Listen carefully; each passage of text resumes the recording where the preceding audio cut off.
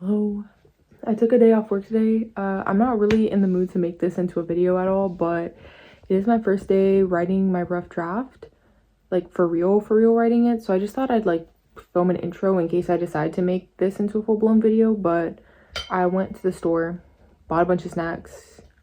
If you can't tell, I've been stressed. I've been tired. I've not been feeling like working, or like not, I have been feeling like working, but I've just been feeling really stressed about this whole project because I don't know. Actually, I have no idea why. But yeah, today I'm gonna start writing, so I just thought I'd film in case I like get in the mood to make this into like a video. Day one of rough drafts in. Okay, curling my hair. Let's go. She was working in a bridal shop in Flushing, Queens, till her boyfriend kicked her out in one of those crushing scenes. You know, seize the day, carpe diem. You speak Latin? Well, pig. Okay, we really have scraps of things everywhere. This was literally like really early on in my paper. Not too early on, but maybe in the middle of reading, like maybe like 30, 40 texts in. I made this little list. And now we're gonna have to move all this around into the real rough draft. I've been thinking about which Disney princess I would be if I was a Disney princess. A very important question. I'd like to say Tiana. I feel like doing this project has put me in very like Tiana energy, where she's like, she's gonna make it, she's got a dream, she's almost there, she's like really motivated. I feel like I'd be Princess Tiana. I also love Rapunzel though. Rapunzel is one of my favorites. I've always loved Rapunzel because when I was really little, I had really long hair. Like when I went to I moved to the US when I was like 6, and I did have very long hair, and people were always like really shocked by my hair, and they would like play with my hair and stuff and get in trouble because like my friends would be playing with my hair. So I always liked Rapunzel, but I do not have hair that long at the moment, obviously. So I think I'd be Princess Tiana. Anyways, this beginning part is just gonna be like we have to have a long section on trauma, just trauma, PTSD. We're also what I'm gonna do too is I'm gonna put some of the text, like the main text that I think should be in this section. So that first section, I'm actually probably going to read more by the end of this paper just because I want to be able to cite some people that I haven't read yet. So, for example, a lot of my texts referenced Pierre Genet, who made the original definition of dissociation, but I have not read his texts at all. I've just seen them referenced in everybody else's. I had that issue with John O'Keefe. I actually had to go back and read his papers, and I honestly could probably read more. I only read his main one about place cells, but I have a lot saved on my iPad, so I might go back and read a little bit more. Obviously, I don't have to like tear it into pieces, but I could at least cite the original. All right, so this first section is gonna be everything that's all of these like DSM-5 sort of sources. They're actually gonna go into like what is trauma. We're gonna make like a source list. I've tried to be as organized as I can with this project, even though sometimes my brain moves fast. I'm sort of all over the place with it, but I try my best to keep it organized because it makes it useful at a time like this. Like it's been really useful to have a really nice literature review, like organized or notes list, whatever, because it's like really convenient right now for me. That's gonna be the APA, so like DSM-5. I might want to get another like I'm not remembering off the top of my head. There's other sort of definitions of PTSD and dissociation and stuff. I just haven't read them. So for now, we just have the DSM-5. But I might go into that. This is going to be all these definitions of structural dissociation are going to go somewhere up here. This will probably get broken up into chunks later, but all of these like structural dissociation sort of people are going to go in that section. Obviously, Van der Kolk and all of his texts are going to go here. This is like the more hardcore psychology side of things, like almost like the humanities of my project, like it's more focused on just straight up psychology rather than the neuroscience of anything. I'll probably even organize this list even deeper. Like I will put notes of what each of these people, like what are they, like for example, all of these definitions of well, they probably will bleed into each other, but the dissociation stuff is something I'll probably end up going into. We're going to talk about, I guess, like what is dissociation, what is structural dissociation. Let's make a little like list here. I'm wondering if the right place to start to bring up some of the like dissociation is controversial would be what is dissociation. So it'd be something like this, like what is dissociation, and then I'll go into some of like those OG definitions. So we got like Pierre Genet, and then dissociation is controversial. So what are like the issues we have? It's like a kind of a, I guess there's some discussion. There's some discussion about what it really entails, first of all. And then one of the big theories for trauma would be something like structural dissociation. And that is going to basically sort of encompasses Genet's OG theories on integration. And I'm going to write that there is pretty good backing that the idea of structural dissociation is useful. So I read a study on, for example, like people who use parts theory, like in therapy, for example, say it's useful and it's helpful. Where do I introduce this? I actually have quite a bit of that already sort of encompassed here. I just need to rewrite, and I think these are straight up pulled from my papers. So they're not, I didn't write any of this right here. These are just things like ideas that I was wanting to put together. I want to go into something like, for example, some of the elements of trauma that I really want to go into are something like, for example, speechless terror, memory traces that are like over encoded, and then trauma memories are sort of less subject to distortion and don't fade as well over time. And then trauma is like a failure to trauma is a failure to integrate as well. That's kind of bleeding into each other. But I'm also going to mention some of the key elements of PTSD that would be in like the DSM-5. So for example, hyperarousal. What else? Let's go back. I was kind of dreading writing this because I was like, oh my God, I've read so many texts. I don't think I've ever handled this many texts before in my life, but now I'm getting really excited. Maybe I don't know if I had this many texts even in my undergraduate thesis, because I'll be reading more than this by the end. So it's just like a pretty big task, but I'm getting excited to do it because I love this. Like I feel extremely passionate about it, and I'm excited to see all of the knowledge come together. So intrusive, okay, we're just gonna say like intrusive info. We got dissociative reactions. Obviously, I'm gonna frame this in like a better way. Prolonged distress at things that resemble the trauma, but also avoidance of things that resemble the trauma. I think that's gonna be important in my paper because I'm gonna sort of try to argue that we see this in a small scale in rats, but obviously because of PTSD, it almost feels like that stressor keeps being arousing over time, and the arousal seems to be persistent. So it's almost as if people are re-experiencing the stressor, and so then you get that ACH release again. Let's see if that'll come together in my paper. Okay, those are the big things I want to talk about in trauma. Okay, this is a bit of a hard piece of like how are we gonna weave this in? But obviously the other controversy would be fantasy model versus trauma model. The big question, are recovered memories real? And then I'll probably go into all of the reasons that each group says it's real or not, FM versus TM. What are their big arguments? I might mention structural dissociation again here, just to mention that the disorders that end up being sort of discredited are something like dissociative identity disorder, maybe more long-term dissociative experiences that usually come with recovered memories. So for example, the trauma model basically argues that people are having that reaction because of something like lack of ability to integrate, something like structural dissociation, repression, or compartmentalization. So there's a sort of psychological purpose to it. But the fantasy model thinks it's confabulations, whatever confabulations. I think the big one that they really don't like is recovered memory in general.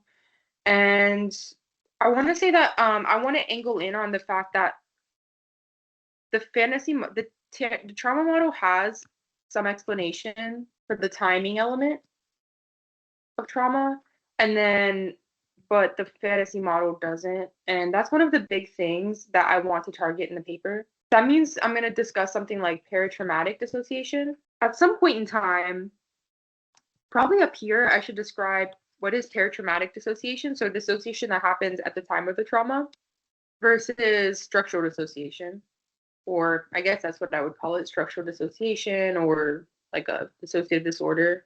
A lot to cover, but I think it won't be as much as I think. Quite a lot to cover still. I have a few different papers basically talking about that like overlap here. Oh, something I need to talk about as well, amnesia. Just amnesia in general. I forgot to cover amnesia. Where are we talking about amnesia? Where on earth is in this part of the paper is amnesia going? Maybe we'll talk about amnesia up here. Everything just bleeds into everything, so it's a little bit hard to know like where does everything go. It's actually very healing just to write this. Like it's kind of fun.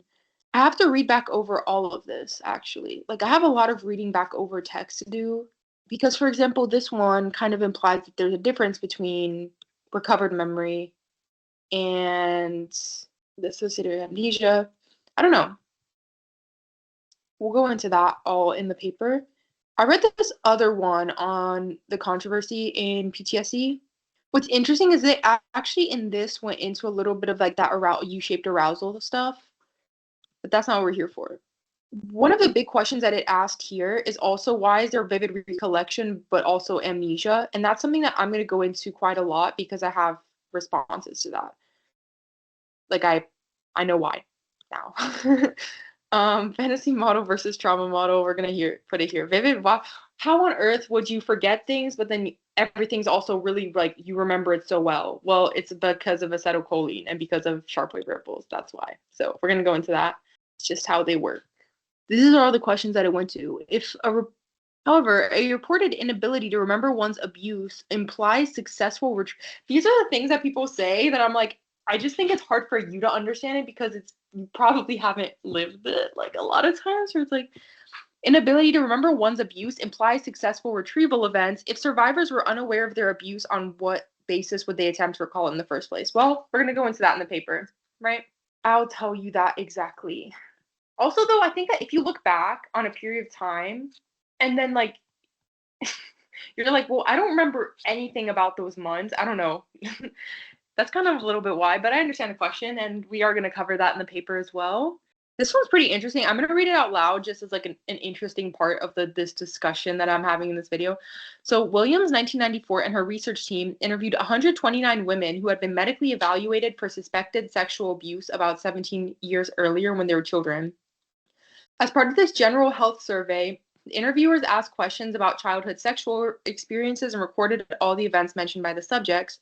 The researchers then judged whether any of the reported events matched the index event recorded in the. Okay, so this is the interesting thing. All of these women they had trauma that had been reported in a hospital. Like they actually had been like recorded that they did have sexual abuse when they were children. So although 38%, and then they asked them again about their trauma and asked to basically like then they went to the hospital records to match whether that trauma was like aligned with what they had basically experienced as children. Although 38% of the women did not mention the index event for which they had been brought to the hospital many years earlier, most of them did describe other episodes of sexual abuse. However, 16 subjects denied ever having been sexually abused. I don't fully understand why that was. I'm not remembering why that was put in as this sort of like this sort of like discrediting the phenomenon. I was like, I don't really. There's probably some context that I'm forgetting that I need to look back on. That's just so in line with how trauma works as well. I don't know. I just thought that was a pretty interesting one. Wait, let me actually pull out the paper and explain why were they upset about that? Like, why was that controversial? Because that just seems normal.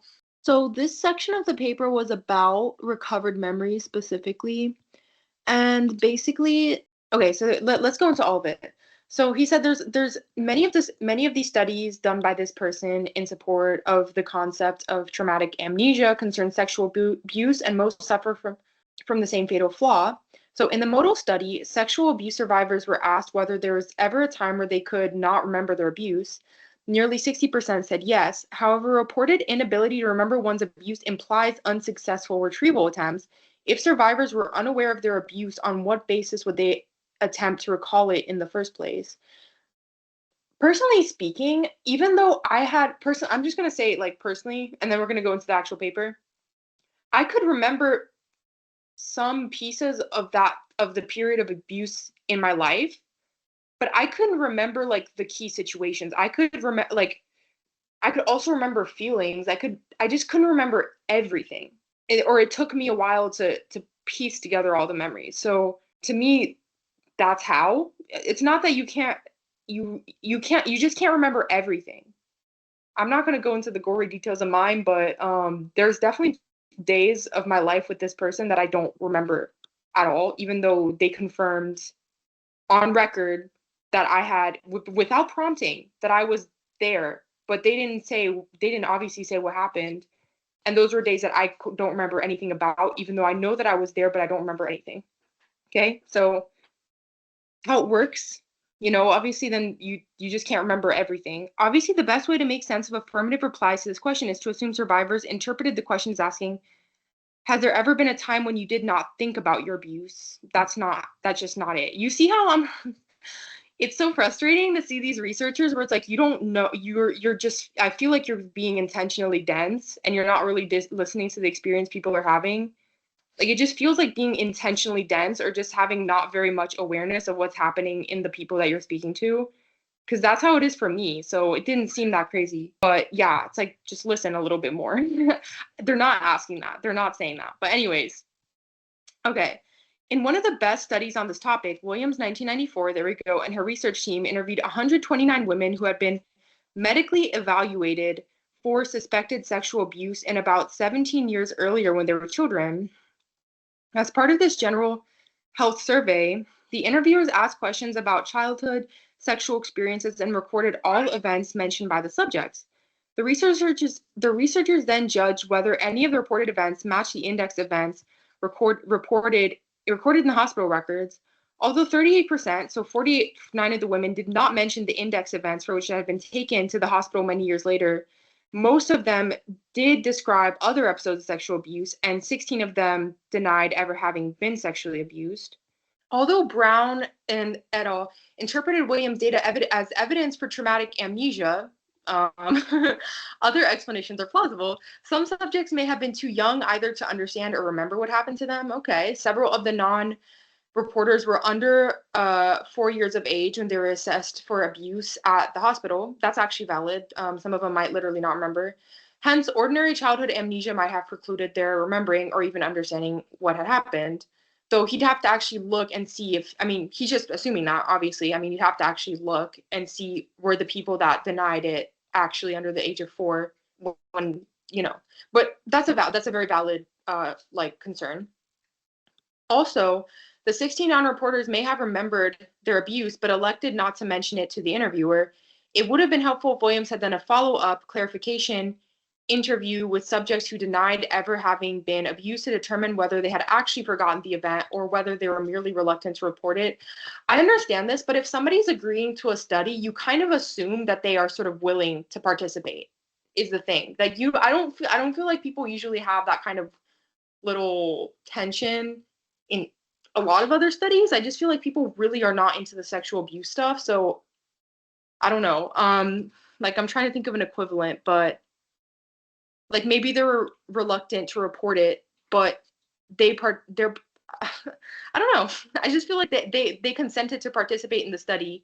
And in consenting to participate in the study, they basically consented to, I guess, answer as best as they could. So it's not like they were being forced to respond, essentially. I mean, maybe I don't know, but I assume, knowing how research works, that they consented to respond to this study. So I don't really, you know what I mean? It's kind of like, yeah, that could happen, but I don't know. So another study in the 90s did a study with subjects who had documented histories of physical abuse. Those subjects who had mentioned this abuse in an earlier interview but had denied their abuse in a second interview were contacted a third time. During the third interview, they were asked to explain the discrepancy between the first and second interviews. Each subject, so the they were abused. They denied their abuse the second time around. Each subject then acknowledged having remembered the abuse during the second interview and admitted to having denied it for various reasons, such as disliking the interviewer. That's, I mean, that's a bit wild. I mean, again, not to say it doesn't, like, it's not possible. I'm just saying that that's like that's pretty bizarre. I've never really seen I mean, maybe it's not, I don't know. But yeah, I think that's pretty bizarre. Like, disliking the interviewer is pretty interesting. Obviously it happened. I mean, they had it in the research article, but I'm just saying it gets a little bit strange. So without such clarification, interviews to resolve discrepancies between official records and self-report denial of abuse. This is the thing that's hard, is that actually these people were sexually abused though. It's not that they weren't sexually abused. They literally were. People have them on record saying that, I mean, not even saying, they were children and they had people showing that they were abused. So it's a little bit, I feel like these studies didn't quite like capture it, I don't think they did a very good job of, personally, I mean, I might be wrong, but I just think it's like, I mean, it's valid criticisms, I suppose, but it's just also a little bit strange because that's like, for example, like you never see an interview where somebody's like, okay, we looked at people who were right-handed, I don't know, who chain smoked for 30 years. And then we talked to them, like we knew they chain smoked, and then we spoke to them 20 years later and asked if they still chain smoked. Some of them said they didn't chain smoke anymore, but it could be that they didn't like the interviewer, and so they weren't going to admit to chain smoking, or they didn't want to say that they chain smoked anymore. Like, you don't really usually see that kind of, and I understand if there's a bit more of a psychological thing, like I understand it's a bit more sensitive, but usually I think that if somebody consented to be in the study, and yeah, I mean, I guess they did bring up this one, but I just think it's a little bit, that seems like I've never heard of that happening in a study. I was a research assistant, and we pretty much assume that if people are answering, obviously people are going to be imperfect, they're human, they're not going to answer everything like, oh, everything they said, you should take it at face value, but you kind of assume that people are going into it with some level of good faith and they're trying to be honest. And so I'm not saying that it's wrong. I'm just saying that I think it's pretty interesting how there's like a really consistent picking at the recovered memory stuff. And I understand why, but these people did have sexual abuse. In both of the studies, they did have sexual abuse. So I don't know. It's pretty interesting. And that's not really a recovered memory then. That has really nothing to do with recovered memories at all. Because I guess dissociative amnesia is what they're picking at, but none of these people recovered memories, I don't think. They just talked about different sexual abuse than they experienced as children. So I understand why they picked at that as something like, maybe that doesn't really point to dissociative amnesia much. And I mean, I guess I can see that. I understand that criticism. And there's a lot of reasons why they might not have mentioned that, but I don't know. I just think, yeah, it's pretty interesting. I need to go back into this one and do some thinking because this is actually pretty interesting and it has all the sort of confusions people have about repressed memories. Obviously, I believe in recovered memories because I'm doing this paper and I have like a mechanism in mind, but I do want to go into some of these sort of controversies, I suppose, and explain why I think some of these are. I actually literally, like I said, I already have some answers for some of these things. So for example, the vivid recollection versus amnesia, I'm obviously going to talk about the U-shaped arousal sort of effect. I'm going to talk about obviously ACH and like gating mechanisms, et cetera, et cetera. So I already have some answers for some of these things. But I just think this is kind of a funny question because I was like, you might just recover a bit and then you have enough to know that you were abused, but you don't have all of the details of your abuse. So in that sense, they couldn't remember their abuse. I don't know. I was just like, yeah. Okay. So I'm going to delete all this because I talked about this now. And then this is all going to go in the paper. These are all little pieces that I'm going to just like deal with, probably like try to incorporate. Okay, I'm gonna stop this recording for now and just like have a little break and watch my movie more because that was a lot to sit with.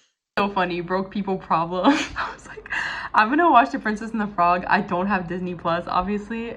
And so I pressed the link. I was like, oh, amazing. Wait, I was like, let me skip ahead. All those beignets you ordered. What is this?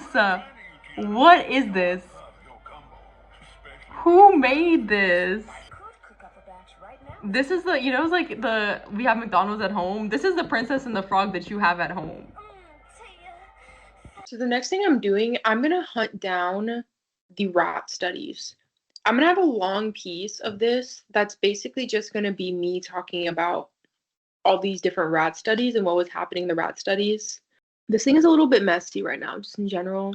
I've been just kind of randomly reading the rat studies. I've been a little bit like, just like, woo, woo, woo, like just reading a bunch all over the place. So I'm gonna try to find all the ones that I've read. Make a list of those. This has been like really, really heavy work for me, especially because I'm doing it by myself. It's been really, really heavy work and been a lot of me like taking a lot of breaks because like this gets triggering or it's also kind of exhausting. Like I don't know how this is gonna go. Is this gonna get, is this fine? Am I gonna put everything together? Is this gonna get printed? I gotta have faith in myself, but it's definitely been very heavy and intense work.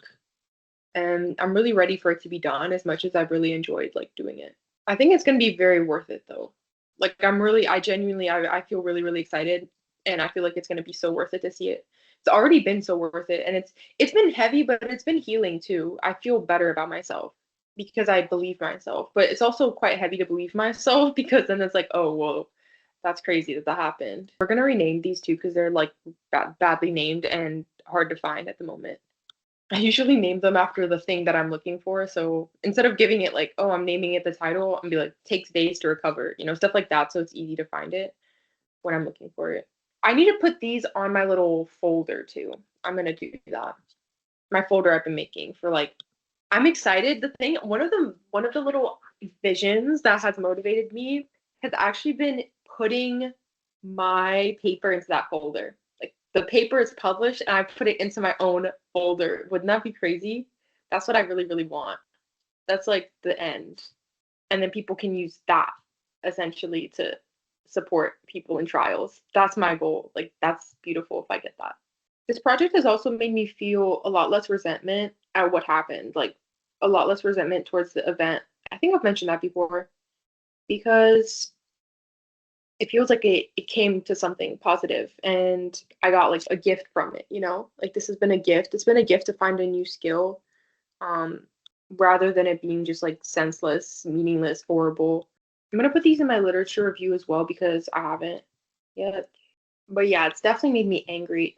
I think that it's actually, even though my sister said, I said in another video that like, aren't you like it's kind of an interesting time to be writing this? Like it might be a bit like she was saying it like just as an observation, not as like a criticism. She's like, it's definitely like interesting, like it might be it's like an interesting time to be writing this essentially because of everything going on in the Trump administration and all these different things. And it's definitely true.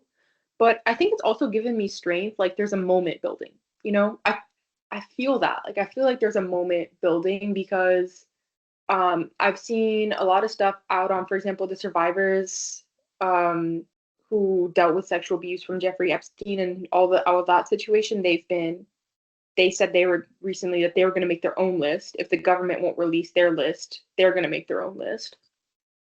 I don't know. I've seen a lot of different situations recently. And that makes me feel glad. I've been happy to see that a lot of people want the list to be like released, or people keep asking every time I see a New York Times article on YouTube, because who can afford the New York Times? They make all their stuff behind a paywall, but they do post stuff on YouTube. And every time I've seen basically their posts, people are basically talking about, okay, fine, but release the Epstein, the Epstein files, whatever. Like people want to know. People want to know. And granted, like, of course, I don't know, everyone has their own reasons, whatever. I think, but it's like, I think I think people want to confront the sexual abuse going on in our society. There's been so many cases. I actually haven't looked too much into Epstein file stuff because I don't want to like trigger myself, and I've just been giving myself that grace. So I just see like headlines here and there. So I'm just like, okay, that's like, but yeah, there's been a lot of stuff coming out on him, on Trump. People have been like putting stuff, like doing all these different. I saw one recently where he was in the UK, and then somebody blasted like an installation of like a video about his connection to him and all these different things. And I've been just really, it's made me happy to see how much people are really wanting to know that, like they want that out. And yeah, it just feels like a moment building, I think, for survivors as well. So um I want to add, like I want to support as well. And yeah, they're very confused because ad blocker is disabled. Oh, wait, I hate to do this on ChatGPT, like my citations, but unfortunately the ad blocker is like I turned ad blocker off and nothing is loading, so I'm just like, okay, I just want to get it done. I was thinking about how when I was younger, I remember going to my very first protest, and I felt as a kid I was very self-conscious, and I told my mom, I was like, I'm not like I mean, I like to find these days I don't mind a protest, but I'm just saying, like, I think I told my mom back then that like I wasn't really into the protest. Even though I cared about the cause, I prefer to do something more like different, like something, I don't know how to put it, like something, I guess, behind the scenes. And I have felt like that recently because obviously, for example, I'm working on this. I haven't gone to a lot of um protests, for example, for Palestine.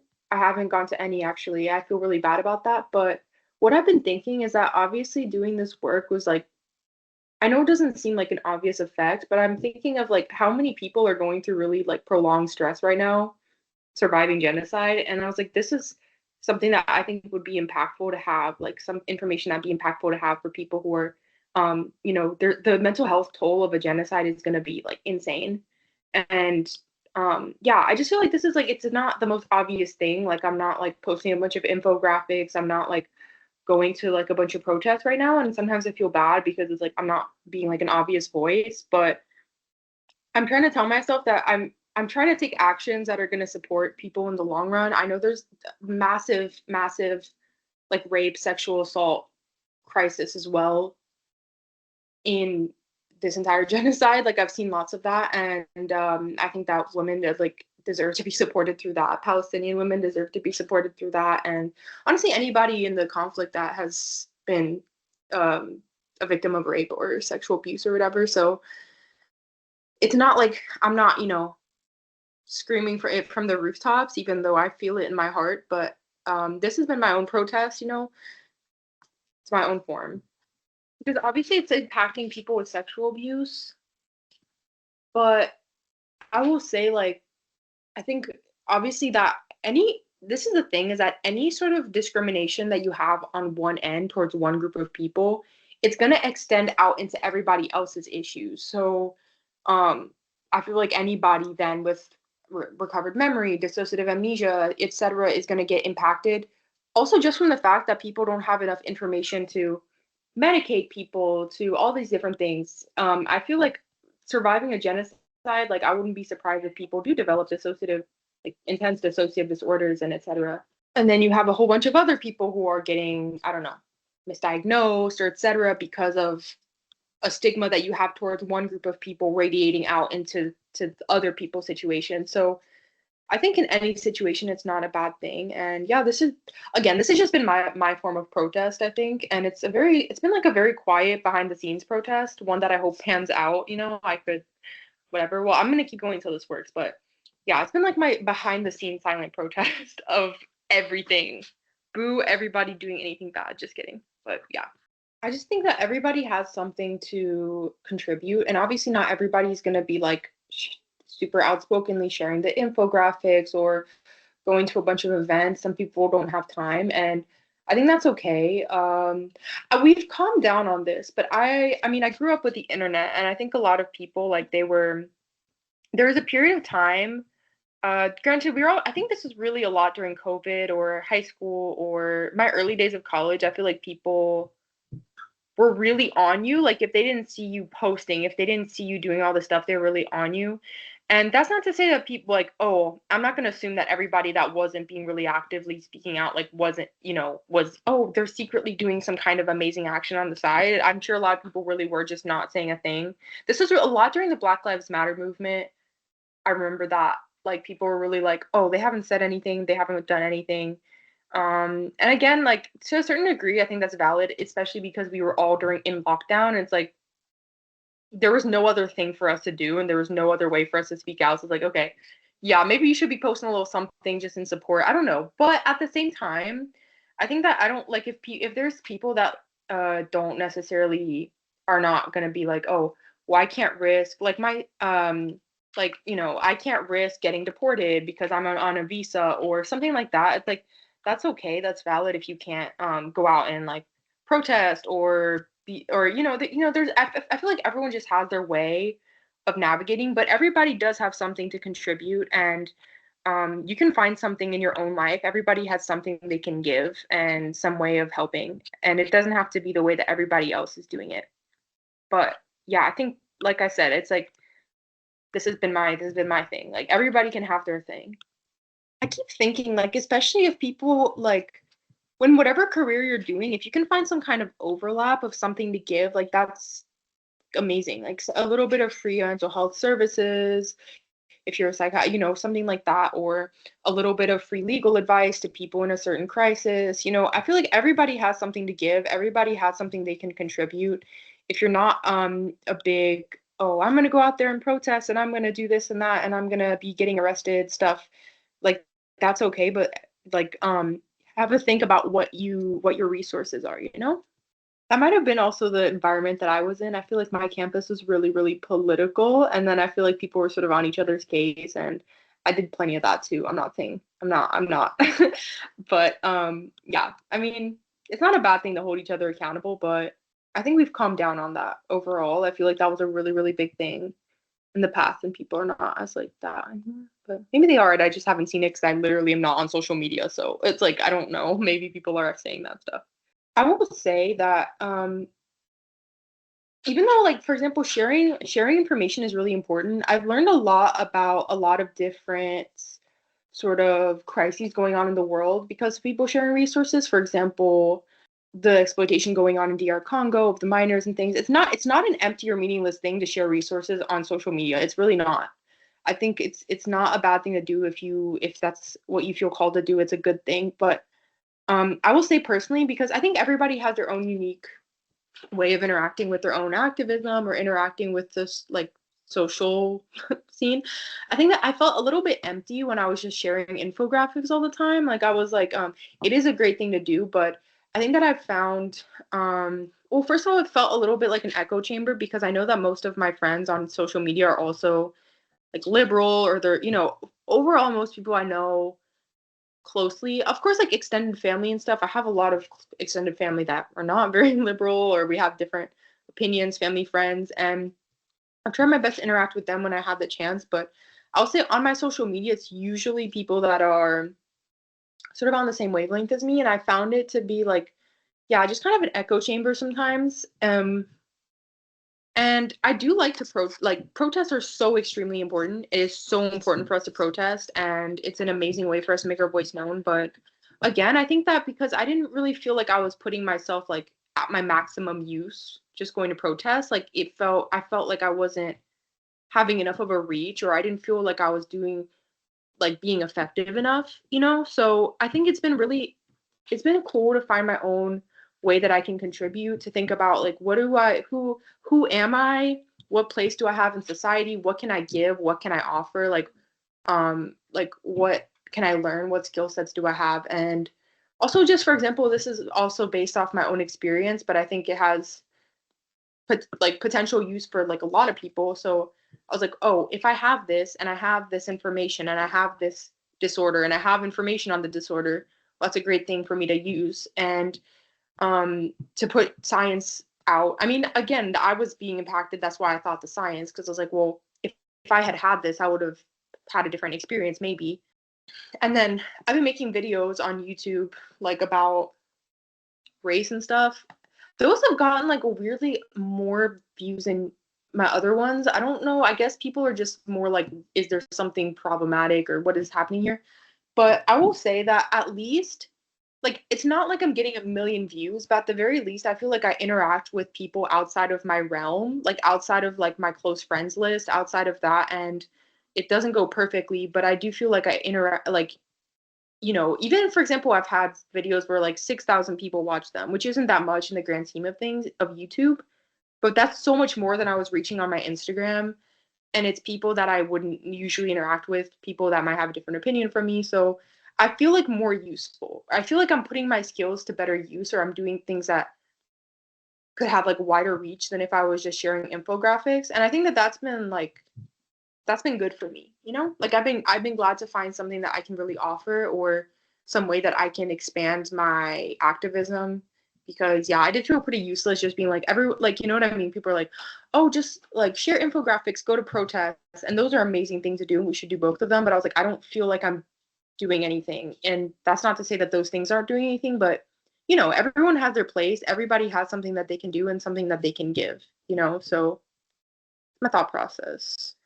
Also, I feel like I was kind of, while I had this issue lingering, I was like, I feel like I'm pouring from an empty cup. Where I was like, I feel so broken inside that I don't feel like I can even effectively engage in activism that well. Or I feel like I can't, like I need my attention and I need like my healing. And I felt bad about that. Like I remember feeling really bad because everyone was being really active at the time there were encampments like on campus. And I felt guilty, like I wasn't sort of saying enough or doing enough, or I wasn't putting enough research into like the genocide in Palestine and stuff like that. And I was like, I would at that point I was so mentally unwell. I was like, I feel guilty or I feel selfish, but I was like, I feel like I need to fill my cup because I feel a little bit like I need activism for my myself. And then I was like, I feel like I need to heal myself. And in healing, I'll have the energy again to go out into the world and do things for others and to do things that are useful. Because I was like, I feel so mentally unwell that I was like, I can't even push myself to really like engage, and I felt bad because everyone, again, like there's this sort of guilt and the shame around activism where it's like, okay, you have to sort of be on all the time. You have to be sort of actively engaging in a way that other people can see. Um, and you have to be really like out there. And it's like, I feel it's not a bad thing for us to encourage each other. I think particularly my generation, like Gen Z, is very politically engaged. I would say it's like that's probably one of the features of our generation, I would say, or a lot of people are very, maybe not, I don't actually know, but it feels like it, maybe because of the internet, or maybe it's because of my social circle or whatever. But yeah, but I feel like there's just this little like guilt trippy sort of feeling of like you have to be sort of really engaging and everyone has to see you engaging in the work. And it's like sometimes I was like, I was so mentally unwell from being a survivor that I was like, I am not doing that right now. Like I'm not educating myself a lot, I'm not doing this, I'm not doing that. And I just have to give myself permission a little bit to be like, I'm not I can't.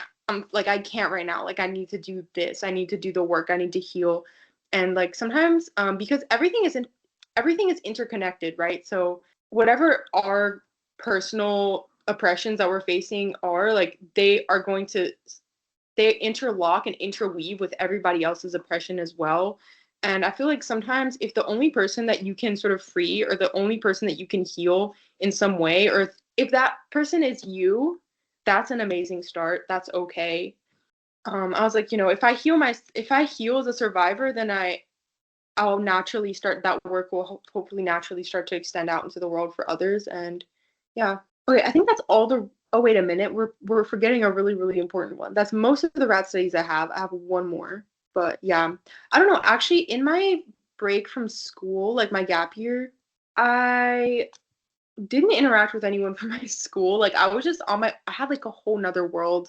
I wasn't really on social media that much. I wasn't engaging in the same like activism mentality or that sphere that I feel like people were circulating in. And I was like, well, I needed my full attention because I was like, I need to survive. I need to heal. I need to figure out my housing situation out.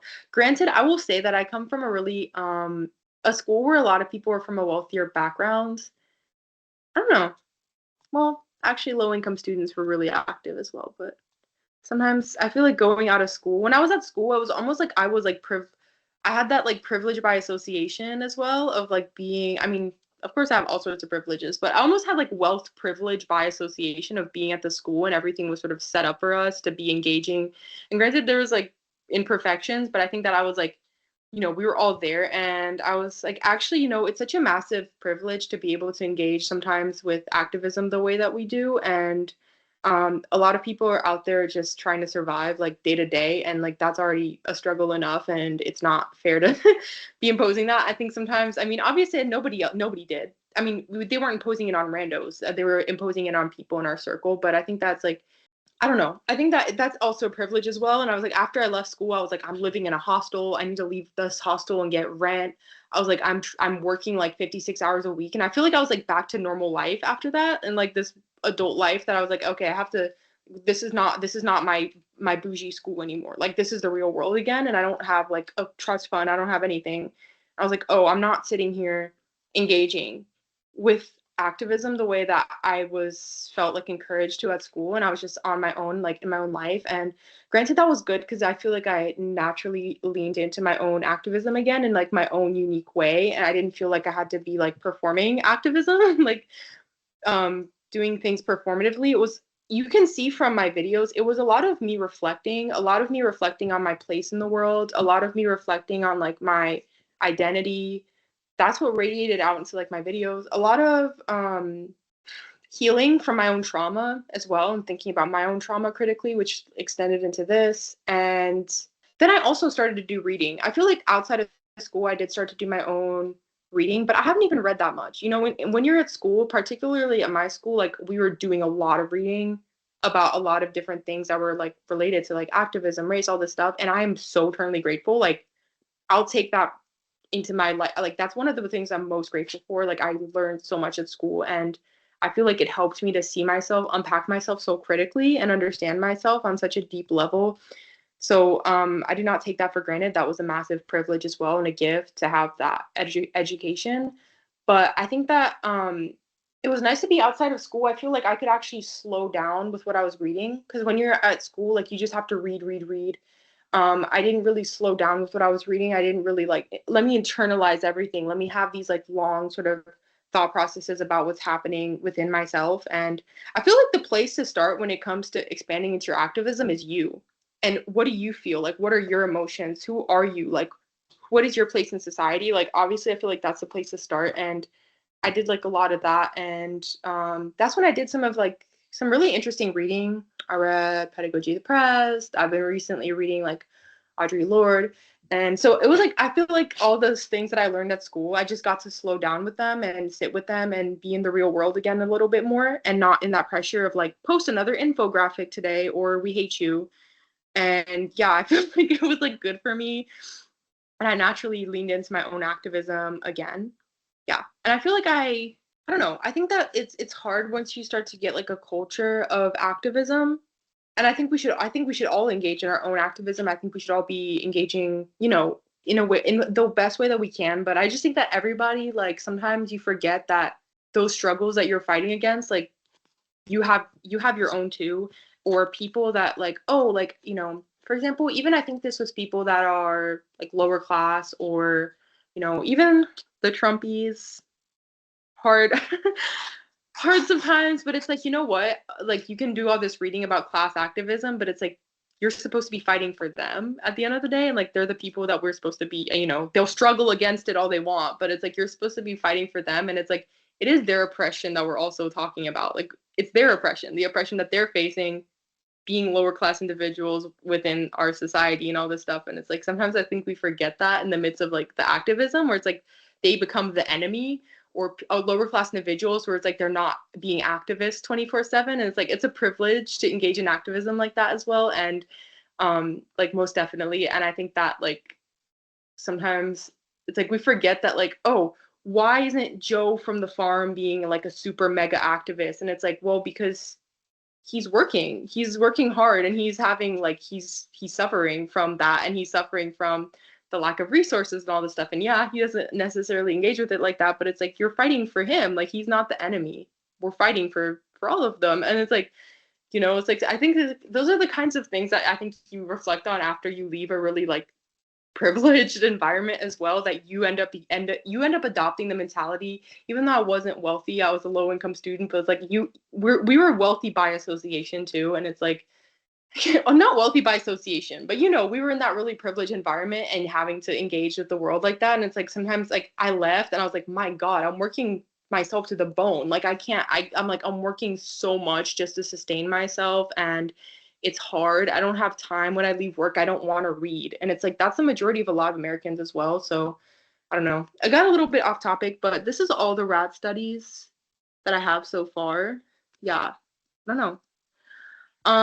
I think this is all the rat studies. I might see if I find more, because these are so compelling and I feel like they tell such a story about what's going on, but I'm gonna keep, I don't know. I'm gonna keep working on it, but I'm gonna take a break now. Okay, it's literally 10 p.m. I got out of bed at like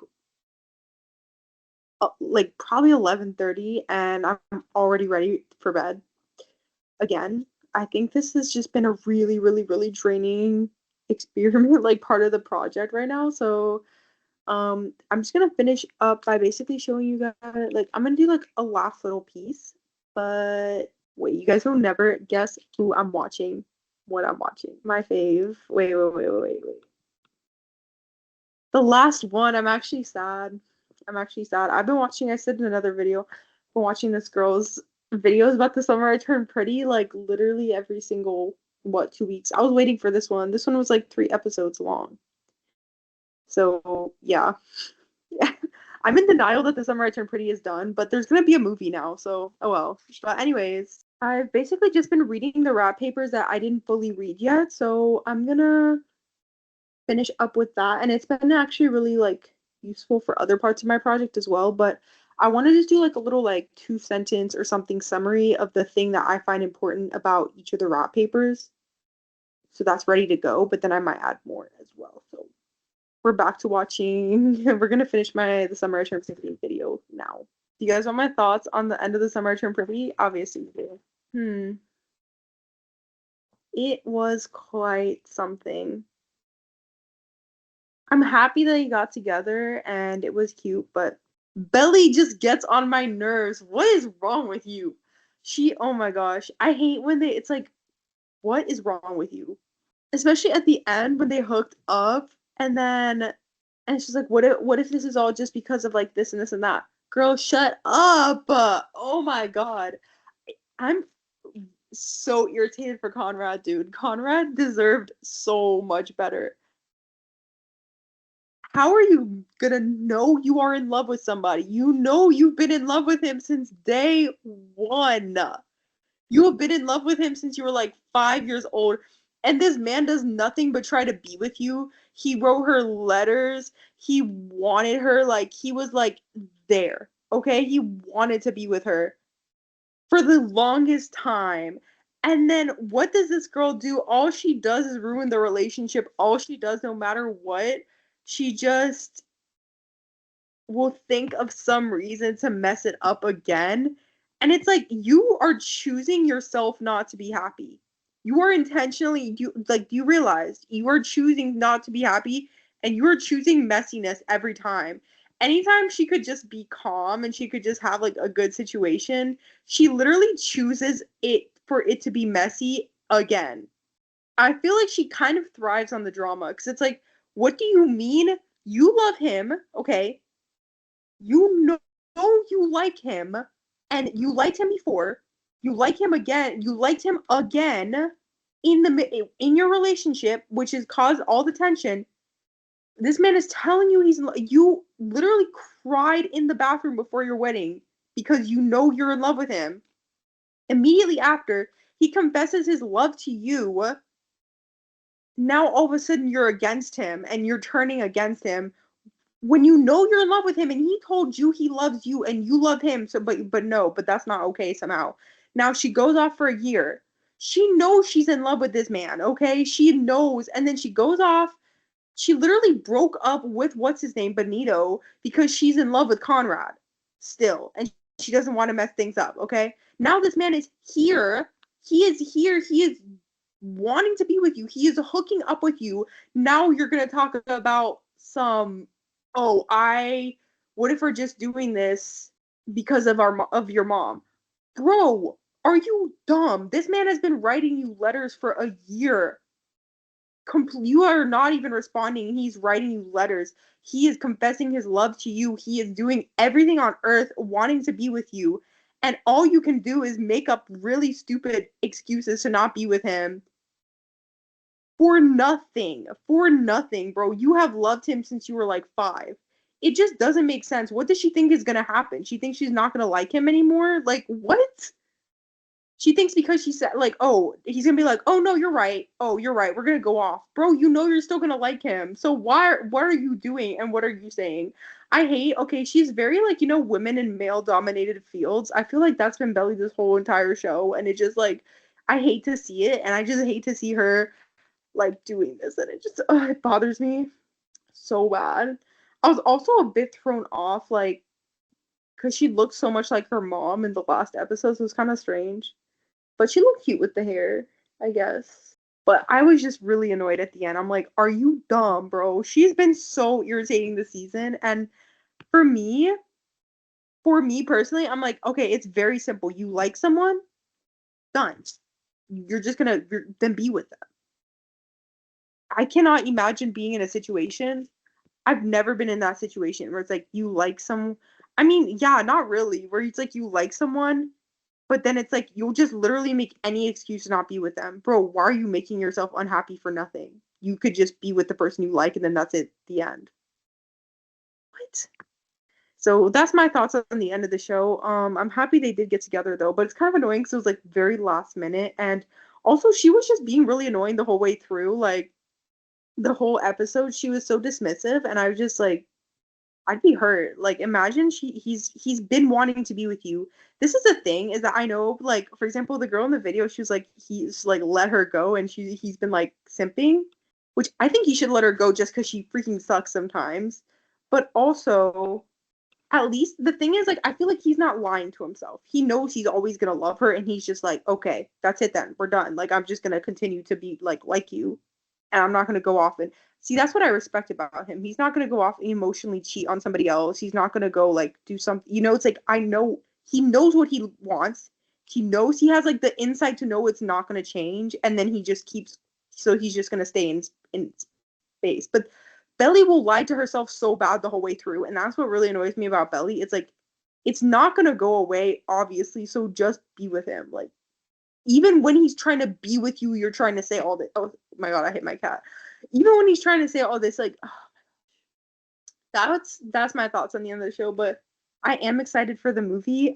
If you're a real like Summer I Turned Pretty stan, there's one part where she's sort of like, oh, he has heartburn. Like the Belly's dad has like, oh, I keep getting heartburn. I think that's gonna be in the movie. Like, I have a feeling that, or maybe not, but I feel like that's gonna like bleed in. Like maybe he's gonna like have some kind of heart attack in the movie, or they're gonna like, I don't know. Actually, maybe I'm wrong, but that was my thought process because that was so random for nothing. My one thing though is that I did kind of want more for Conrad because I was like, dude, poor freaking Conrad. Conrad is like, he knew from the beginning he's been stressed because he knew about his mom was dying. So he was having like that whole issue. Then he gets in this relationship with Belly, but then it blows up in his face because his mom died and he was like the one, obviously at the end. Oh my gosh, the last episode, Jeremiah is like, he actually felt more upset that Belly left him than that his mom died. And I was like, so clearly it wasn't that serious for you that your mom died then. So obviously I feel like Conrad is the one that struggled with it more. Like I feel like Conrad, like it hit him so hard that he was even like, he was making all of these sacrifices for his mom. And then you get to also, I'm sorry, but also if Belly and Jeremiah can be focused 1 month late. Okay, no. If at Susanna's wedding, Belly can be more like interested in blowing it up and everything, then like I don't know, then the sadness of the wedding, well, I'll give her a pass on that. But then 1 month later you're getting with Jeremiah, it's like, okay, so you didn't care that much then. Because absolutely no way 1 month later you're like you're maybe it was like a grief thing, but it's like you're so focused on like a man and it's like, aren't you like I would just be distraught. I would not be in the mood. So that's one thing. But okay, so then they get in this relationship, whatever. So then at the end of so like this season, Conrad has all of this time not dated anybody else, even though he's in a new location. Jeremiah and Conrad, oh no, Belly and Conrad have been dating for like what, 4 years, okay? All this time, he has not dated anybody. He has not seen anybody. He has been like on Belly. Like he wants to be with Belly. Okay. So he's not done anything. He's minded his business. He's moved on with it. He's done his career. He's gone to therapy. He's trying his hardest. He goes home. Everybody is villainizing him for nothing while he's just trying to be nice and like actually support the wedding. And yet everyone's yelling at him. Everyone's all up in his face. Everyone's treating him like the villain. Then, okay, the wedding is off. Belly goes off. She's been coasting this whole time. She got into a relationship with Jeremiah, having fun. Okay, the wedding blew up in her face. That's on her. She moves to Paris, has more fun, finds herself, gets new friends, all these different things. What's happening with Conrad? Conrad is trying to be with Belly, and like she's kind of being kind of cold. Then he goes there to see her, and even in them dating, like, okay, she's still being rude. I feel like she wasn't even being that nice, and it kind of made me upset because I was like, of all the characters, Conrad deserves so much more. Like Conrad is so like kind, he's so consistent, he did his best for everybody the whole time, and all he got was people villainizing him, being rude to him up until the very last minute. And it just kind of annoyed me because I was like, okay, Belly, like at the very end, like he's literally been trying to pursue you. Like he has not dated anybody else for years. He's now trying to be with you. Like, and he's come all the way, he's gone out of his way to come see you, and you're still being cold and rude and weird. And it's like, I feel like Conrad didn't get that much. It's like, oh great, now he gets to be with Belly. He sacrificed years of not being with anybody else. Like he just minded his business, went to therapy. Like he did everything right the whole time, and I feel like he made the right moves the whole time, and all he got was people villainizing him and being rude to him. And at the end of the day, he gets to be with Belly, which to me isn't even like that's not even a perk anymore to me. Like that's not a win, because Belly sucks and she's so like cold, and she will cheat on you, like she will be with your brother, she'll do anything. So I was like, Conrad didn't get anything. Like I just watched Conrad suffer for multiple seasons and not really get like much from it, except now he gets to be with Belly. But it just made me sad because I was like, Conrad didn't really get to do that. He didn't like he deserves more. He deserves to have like his fun Paris adventure. He deserves to have like bunch of friends. Like he deserved all of it, and I feel like all of that went to Belly, but Belly didn't even deserve that, to be honest. She said a little something something. Like she was like, "Oh, I'll always choose you." First of all, like the girl in the video said, like the one I'm watching, it's kind of empty because she literally said that to his brother like a year ago. So it's like, oh, okay, you'll just say that to anybody. But also, I don't know. I was like, I just watched him suffer so much for her all of this time, and like the least he could have gotten is like he was like hyping her up, and I feel like she should have been like, I've really seen your growth. You've established this whole career for yourself. You're so like grounded. You're always there for your family. Like I see you, like kind of vibe. Like I feel like he deserved more from her. Like he deserved better from her, and I feel like she just got all this like praise and stuff, and all she did was turn around and sort of like discredit him after he was like came all the way to see her. Even for example, like I know it's supposed to be sorry, this is the last bit because this has nothing to do with the rest of the video, but I've been watching the Summer Return pretty alongside my personal project and it's done, so I was like, let me just sum it up. But I don't know, I was just kind of annoyed. Like even he was like, oh, I wouldn't expect you to change your plans for me, and she's like, good, or something like that. I was like, you're so rude, bro. He flew all the way. He paid like $400 extra to come see you, and he's like going out of his way. Like the least you could do is just be nice and like, like do a little more for him. Like I feel like she's so I just don't like it. I just don't like the way she acts. And I feel like Conrad actually like deserves someone who like treats him well, or like gives him like that care and that love that he deserves, because I feel like Belly does not do that. Like, you were literally yelling at him in the midst of his grief, and because he didn't bring a corsage and he wanted to leave prom. It's like, bro, what? The lack of just like care from Belly is insane. Like, Conrad deserves so much better. I feel like even in the end, like Conrad almost seemed a little bit like exhausted, or like not exhausted, but like it just almost like life kind of like beat him down a little bit. Like he wasn't even, I don't know, like it wasn't the actor was acting that way, but I just, you get that like almost like he just didn't have like much spunk at the end, or he was just sort of again, not the actor's fault, but it just, it almost felt like literally like his soul got sucked by the situation, if that makes sense. Like he didn't have like that much going on, or he wasn't really, yeah, I don't know, it just felt a little bit like, I just feel like Conrad seemed a little bit tired of life by the end, or he just felt a little bit like, I don't know. I don't know why I got that vibe, but I just, yeah, I just felt like he didn't really, well, actually no, at the party he seemed happy. He seemed happy at the party, and he seemed like he was really where he wanted to be, actually. Obviously that was one of my favorite actors in the show, was the guy who played Conrad, whose name I'm forgetting, but I just felt like they did him dirty. Like Conrad didn't get the justice he deserved in the slightest, but okay, apparently prenatal rats, what they mean here are the segue. Basically are basically just rats that like, it's talking about stress that happened in the rats while they were in the womb. I thought it was gonna be like pregnant rats. I don't know. It's kind of seeming random now that I just talked about Summer After Pretty. It's like, now let's talk about prenatal rats. Like, okay, but I don't know. I don't have that much exciting to say. I'm just like just highlighting stuff. This one is not that relevant, but I just thought like it made another like it said like more about stress is linked to higher acetylcholine because they had higher. It's weird because the male rats didn't have like a significant difference, I think, but the female rats did. I need to double check if that's true, but well, it doesn't matter anyways. There's enough of a connection. It's not like I need this paper. I just had read it and I saw that it kind of linked them, so I was gonna briefly be like, just cite it as one of the. Well, I can just cite it without mentioning it specifically. I'll just like, like when they put like a bunch of citations next to each other, I'll just put that in another citation saying ACH is linked to stress in rats. That's it. Oh, I have like 4 minutes left. Hold on. That was really cute. But yeah, so I don't know, maybe I won't go into all this right now because I'm kind of tired.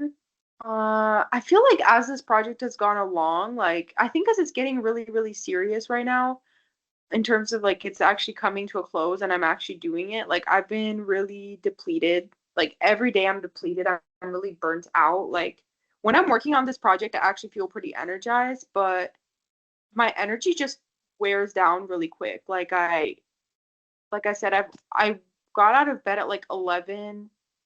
I didn't really do that much work today, but I'm like exhausted and it's like 11. I'm gonna drink a hot chocolate and I'm probably gonna start going to bed. But yeah, even like it's hard because like I took today off for my job, but I just feel like there's a lot happening right now. Like the last few months have been really jam packed, like just jam packed with like the timeline has been intense. Like we're about to start, like next week is like a really big deadline for my job. This project is coming to a close. Technically I'm supposed to be starting my master's degree program, but where's my visa? I don't know. Um, and it's just like, yeah, I usually like I feel like everything has been just like jam packed with like events, and I've been really busy and just burnt out and kind of like exhausted. But I'm happy because it's kind of getting coming to an end now, which is nice. And actually, I was reading the papers, and this is going in a different video that has been taking me a longer time to make because I just haven't been able to figure out the last piece of my project. Like it's been really annoying. I was reading this one and actually highlighting, and it actually gave me almost like a little hint or like a little piece for that last piece of the neural network. So that's kind of cool, but I still need it's like it's so much right now. It's like intense abstract thinking. like intense just thinking, intense working on my computational model because it's been like really kind of messed up, and then it's like messed up, and then it's also been taking me a lot of working with ChatGPT right now. And then just like intense, now it's like intense writing that I'm about to do as well. And yeah, it's just very tiring right now, but I've been really exhausted, so I think I'm just gonna start heading off to bed.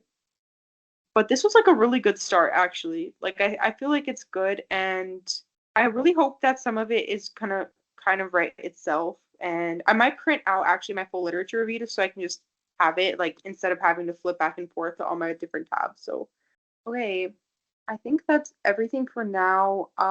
Like I said, I'm really tired, but we did have a productive day, and yeah, this I'm really like this is crazy. It's been a crazy project because at the same time, like I enjoy this so much and like I love it. I love the research, I love the work and everything, but this has been an also just really triggering project to work on or just really like mentally tolling, really frustrating, and I feel like it's been really mentally wearing on me right now. So I'm just, yeah, every day I feel really depleted. Even though when I'm working on it, I feel really, really good. Like when I'm working on it, I'm really enjoying my time. But when I'm not working on it, I feel like really depleted, really exhausted. So, um, yeah, I've been trying to do some self-care today. So I guess I'll go probably relax and watch a movie some more. But all right. Thank you for watching. Bye.